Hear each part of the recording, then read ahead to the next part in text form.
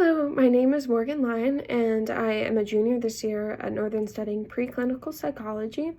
And my first goal with this degree is to go into grad school and get a doctorate in clinical psychology. And from there, I'd like to go on and either work in private practice therapy or being a part of conducting research, or maybe even working in a hospital as an on-staff psychologist.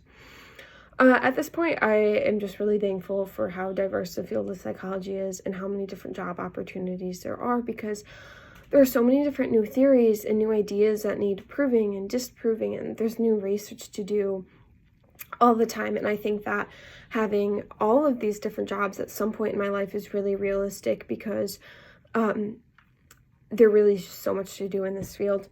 Another thing that I have been really fascinated in lately is looking at case studies and looking at the progression of an individual and being able to help them go through a certain stage of their life, or a certain challenge. And I just think that would be a really rewarding experience. And this class has kind of brought me to that, because we looked at all the stages of life, starting with pregnancy and fetal development and going all the way through the final days and facing death.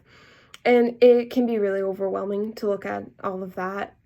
But one thing that I have found helped me a lot was splitting it up into two different parts. The first part being, what are the lifestyle changes that an individual is going through at this stage in their life? And on the other hand is, what would a clinical psychologist be doing, and what would they be studying, and what's the research going on in this stage of life? So for example, what we just finished up with the other week was looking at later adulthood. And I first off looked at what's going on in later adulthood, and a person is going through this big integrity versus despair struggle. They're going through retirement, and at the same time, this newfound freedom in their life.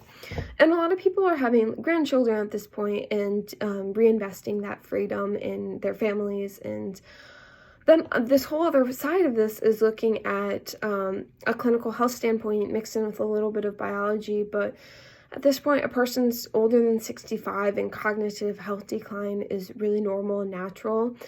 And a lot of mental health disorders and diseases are a lot more common. And for example, Parkinson's disease, Alzheimer's, and dementia, you're on much higher risk in this stage of your life than you were previously. And looking at these diseases, I became really interested in research. Parkinson's disease, for example, they are studying deep brain stimulation therapy along with the continued use of L-Dopa and other dopamine drugs. And I think being able to help somebody be more comfortable in this stage of life while working with such a debilitating disease would be such a rewarding experience. And I think that the research in this is so fascinating. And along with other diseases like Alzheimer's and dementia, looking at different ways to help somebody keep their cognitive health and keep them going for as long as they can. It's really interesting, and I think it's a great field to be a part of. Another example of my kind of habit of splitting each stage into two was the adolescent stage of life, especially later adolescence and early adulthood. We studied the identity crisis individuals are going through in this stage, along with this independent struggle. And the other side of what I was looking at and enjoyed researching was the correlation of this stage with depression and anxiety that late teens and early adults are going through, because they're making some really big decisions in their life. And I felt really drawn to studying the stage of later adolescence. And maybe it's because I'm in it right now and I'm seeing my classmates and friends go through it as well. But I think it would be a really rewarding experience to help somebody go through this independent struggle and guide them and give them tools to go through the rest of their life with. Additionally, I think it's a stage of life where we make a lot of critical decisions for ourselves, and it's really easy to get overwhelmed and caught up in the gravity of our choices. But what this course has made me realize and think about is that later in life, a lot of regret stems from the decisions that we make in this adolescent stage.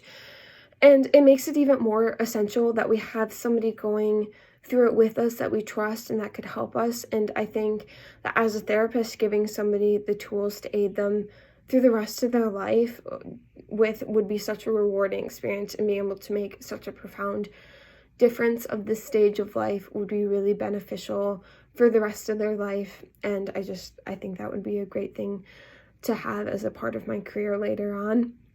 And I hope that I get to experience that.